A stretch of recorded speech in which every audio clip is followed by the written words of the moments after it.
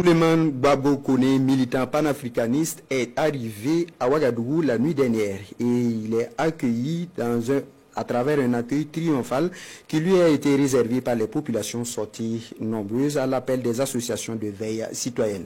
Souleymane Koné, faut-il le rappeler, s'affiche comme un soutien à la lutte de la Confédération des États du Sahel. L'ambiance s'est poursuivie au rond-point des Nations Unies durant une bonne partie de la nuit. L'ambiance avec Moumouni Ouanga. Grande mobilisation à l'aéroport international de Ouagadougou en cette soirée de 10 mars 2025. Plusieurs centaines de membres et sympathisants à l'appel des associations de veille citoyenne prennent d'assaut ces emprises de l'aéroport.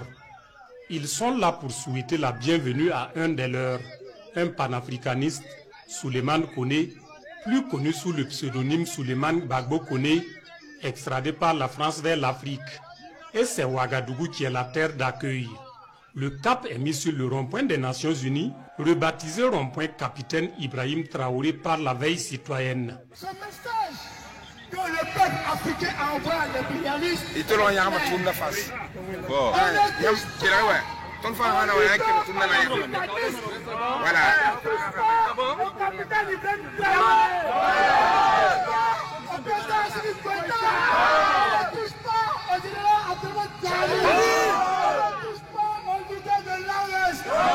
Si tu les touches, tu nous as touchés.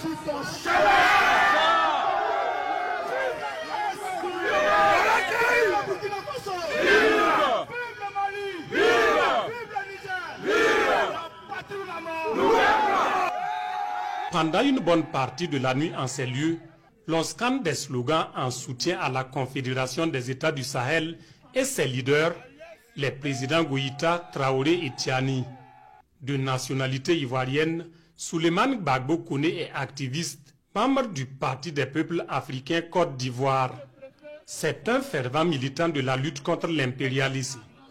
Panafricain et soutien de la lutte des peuples de l'AES, Souleymane Gbagbo Koné revient en terre africaine pour poursuivre la lutte pour la libération de l'Afrique.